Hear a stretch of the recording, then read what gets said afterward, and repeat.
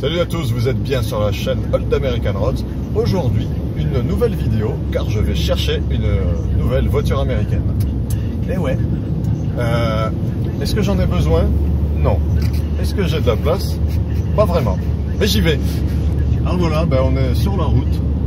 4 heures de route, 8 heures aller-retour à peu près, pour aller chercher une nouvelle voiture. Regardez, c'est beau. Et ça tourne un peu, on n'est pas arrivé. Voilà. Allez, la suite après l'intro. C'est une intro, ça.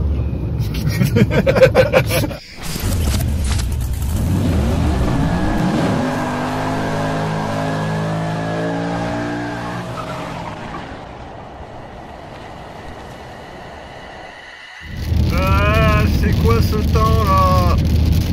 Venez dans le sud qui disait on va aller au bord de la mer, il va faire beau. Tu parles?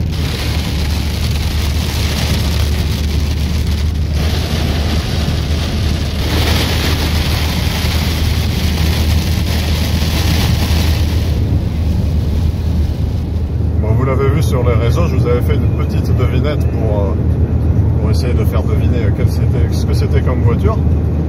Comme je vous l'ai dit, elle a moins de 20 000 km. Ouais. Cependant, on va la chercher avec un plateau. Moins de 20 000 bornes, ils prennent un plateau, les mecs. Attends. Eh bien, c'est parce que c'est une voiture qui a presque 30 ans, mais elle a très peu roulé. Donc par sécurité, vu qu'en tout on se tape quasiment 8 heures de route, là on va dans le Vaucluse la chercher. Et par sécurité, je me suis dit, peut-être un plateau c'est mieux, il n'y a pas eu de vidange faite depuis 3 ans, elle n'a quasiment pas roulé depuis 2012 la voiture. Bon, on s'est dit, on joue sécurité. Quitte à y aller à 2 voitures, autant prendre le plateau. Voilà, voilà. Donc là c'est un peu mieux, il ne pleut plus, donc c'est cool. Allez, la suite. Et là au fond, ce que vous voyez, c'est la ville de Nîmes. Carcassonne à sa cité, Nîmes aussi, regarde.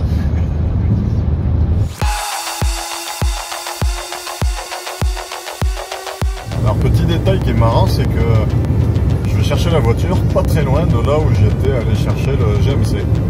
GMC, j'étais allé chercher dans le Vaucluse aussi. Comme quoi.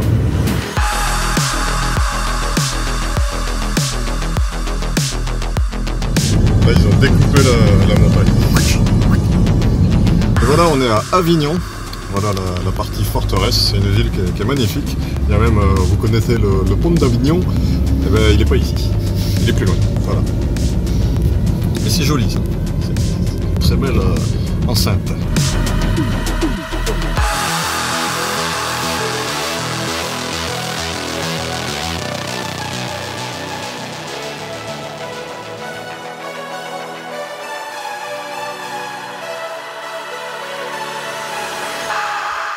Et voilà les amis, j'ai la voiture, ça y est, les papiers sont faits. Ça a pris un petit peu plus de temps que prévu car la batterie était HS parce que le contrôleur technique il y a quelques jours avait laissé la position dimmer, le plafonnier allumé, ça vide la batterie. Du coup j'ai fait un peu plus de bornes.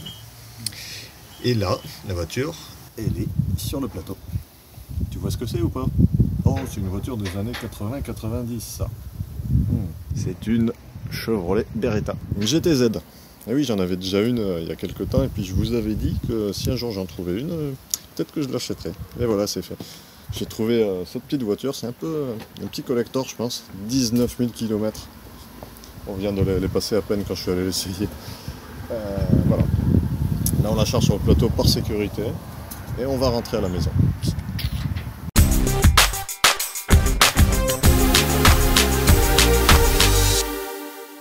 Alors, je vous la montrerai un peu plus en détail quand je serai à la maison. Franchement, elle est pas mal. L'intérieur est quasiment nickel. Il y a quelques petits pets, c'était des personnes âgées qui l'avaient. Des petites choses à revoir, mais ça va être cool.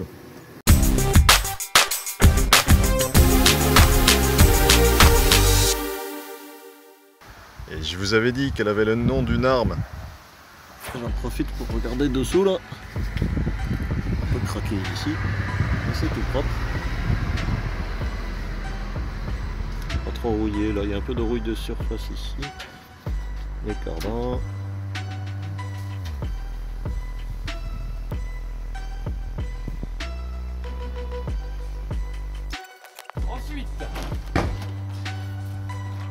propre. Passe devant. C'est tout propre là-dessous.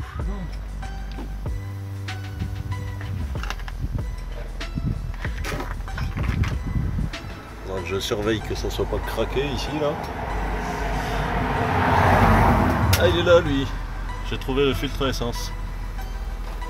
Oh, ils ont mis des petites restrictions, peut-être pour que ça fasse moins de bruit.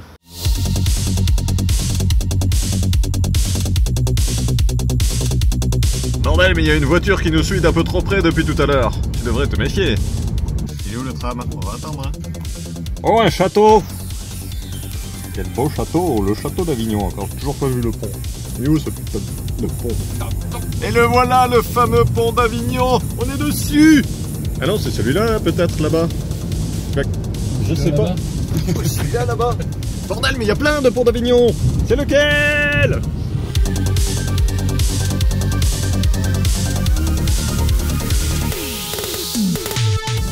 Oulala, on va s'en prendre une. C'est pas beau là-bas. Il va encore pleuvoir, je le sens. Ça va laver l'auto.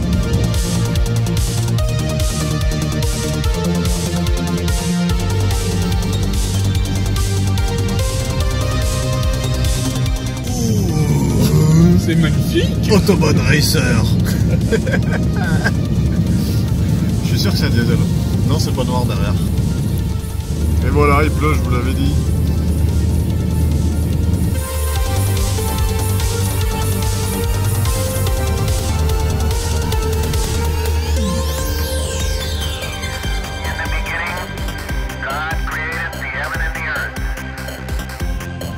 Oh, regarde, c'est là, c'est Michou.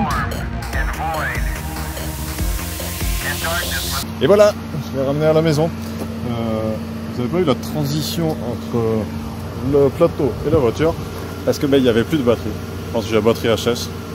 Il a dit qu'au contrôle technique il avait oublié d'éteindre le plafonnier, mais peut-être qu'elle est défectueuse. En même temps, elle est restée longtemps arrêtée, la batterie apparemment elle a 6 ans. Donc, je vais la recharger à fond, on verra bien. Allez, suite au prochain épisode. Je vais vous montrer ça plus en détail quand il fera jour. Voilà, on y voit mieux de jour quand même. Donc, un peu plus de précision, c'est donc une Chevrolet Beretta GTZ de 1993. C'est une petite voiture de chez Chevrolet, un coupé compact. C'est pas très gros pour une américaine. Ça fait à peu près la taille de la Camaro, un peu moins large quand même, mais niveau longueur, c'est la même taille que ma Camaro, à quelques centimètres près. J'avais envie d'en retrouver une parce que j'aimais bien cette caisse, malgré que ça soit un 4 cylindres. C'est un 4 cylindres quand même qui envoie du steak, 185 chevaux. D'ailleurs, si vous regardez les publicités d'époque, il y en a une où ils disent qu'elle est plus puissante que la plupart des V8, ce qui n'est pas faux. Regardez cette jolie pub. Et il y en a une autre où ils disent que c'est un peu comme si vous aviez une BMW M3 avec 20 000 $ de réduction. C'est pas tout à fait pareil. Bon, si tu compares, ça, bien sûr, ça elle est sortie en 1988. Donc c'était la E30 à l'époque. Ouais, c'est à peu près comparable. Je sais pas si c'est aussi fiable quand même. Voilà, donc celle-là c'est une version française achetée neuve en 1993 par une personne qui était déjà à la retraite, qui a très peu roulé avec, et la personne à qui je l'ai acheté en fait a hérité de cette voiture en 2016 et a très peu roulé aussi. Donc elle a très peu roulé, mais elle a peut-être aussi les défauts d'une voiture qui a très peu roulé. Il faut que je fasse une grosse révision, que je vérifie s'il n'y a pas des fuites qui apparaissent, des petits trucs. Mais par contre, l'avantage, c'est qu'elle est quand même en super état. Et ça se voit qu'elle est dormie à l'intérieur. Je vais vous montrer ça de plus près. Alors, petite spécificité sur les versions européennes, c'est ça. Les versions américaines ont un gros phare. Mais au final, moi j'aime bien celle-là, parce que ça me rappelle la Camaro 3e génération. Et c'est pour ça que j'aime beaucoup cette caisse. Et aussi, là c'est un peu différent. Parce qu'ils ont intégré un clignot orange. Et autre spécificité européenne, les veilleuses qui sont là, eh ben, c'est plus des veilleuses, c'est juste un morceau de plastoc. Alors voilà, elle est nickel, hormis de l'aile. Là il y a quelques petits pets ici. Après regardez. Tout ça c'est impeccable. Là elle a un petit pet aussi. Là ça a frotté, il faut que je trouve la pièce. On va voir l'intérieur. Alors regardez ça, c'est fabuleux. Il n'y a pas de poignée, elle est là. Et voilà l'intérieur, tellement fin 80, début 90. Alors ce tissu est spécifique à la GTZ. Avec des sièges méga baquets, un tableau de bord pas des plus jolis, je l'avoue, avec ces petits furoncles latéraux. Mais c'est super kitsch, et ça c'est marrant. Autoradio d'origine à cassette. Boîte manuelle, parce que les Beretta GTZ sont toutes en boîte manuelle. Avec un frein à main aussi. Et les vitres électriques, Power Windows. Et un range truc. Oh! Un demi-franc. Bon, il y a un petit nettoyage à faire quand même, elle est un peu poussiéreuse, il y a des saletés, mais c'est pas mal. Et je vais vous montrer le coffre, le bouton est là. Regardez un peu la taille du coffre pour un coupé. C'est dingue. Il est énorme. Et là, regarde l'étiquette.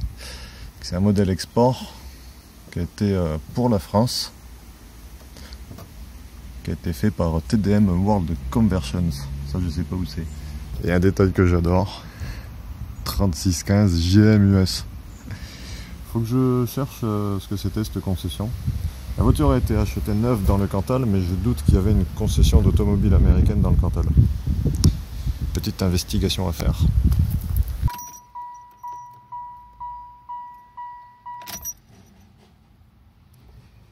19 016 km, c'est quand même incroyable.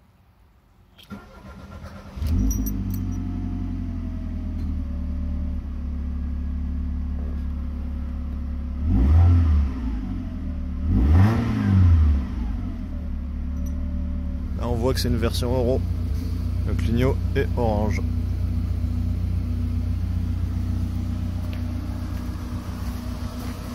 Petit escargot.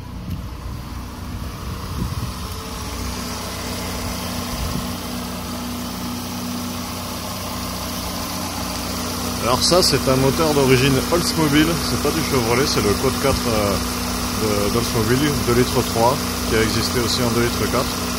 Celui-là fait 185 chevaux parce qu'il a le kata, sinon l'année d'avant fait 190 chevaux.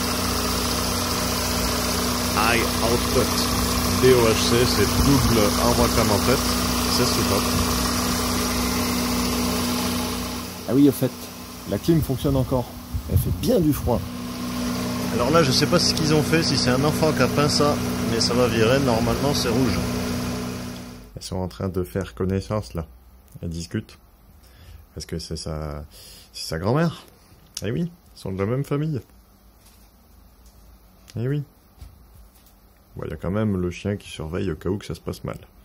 Regarde un peu le porte-à-faux qu'il y a à l'avant de la voiture et à l'arrière aussi. On n'est pas habitué sur les européennes en fait. Regarde le porte-à-faux arrière. Alors c'était un peu marrant pour la monter sur le plateau. T'as vu, elle fait connaissance avec son cousin GMC. Il y a un petit détail qui est marrant, c'est les clés. C'est quasiment les mêmes que la Camaro. Alors qu'il y a 70, 80, 90, 30 ans qui les séparent. La standardisation GM. Incroyable. Allez, voilà les amis, alors, on se retrouve très bientôt pour une nouvelle vidéo. Avec celle-là, je ferai un bel essai. Dites-moi ce que vous en pensez en commentaire. Si vous pensez que c'est une bonne affaire, tout dépend de combien je l'ai payé, ça. Ah, tu sais pas. Voilà, je l'ai pas payé cher. Moi, je vais commencer par faire une vidange de la voiture parce que l'huile n'a pas été changée depuis 3 ans. Et il faut au moins faire ça. Et après, petit à petit, je ferai une grosse révision. Je vérifierai qu'il n'y ait pas de fuite nulle part, des trucs qui se craquellent et tout. Et voilà, et elle roulera. Peut-être pas tous les jours, mais elle roulera.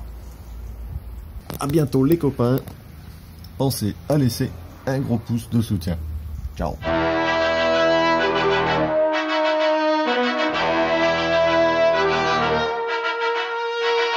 J'ai une petite anecdote. Ma première voiture que j'ai eue en fin 2002, qui était une Citroën ZX, était blanche. Et suite à ça, je me suis dit, ah non, je veux plus acheter de voiture blanche. Le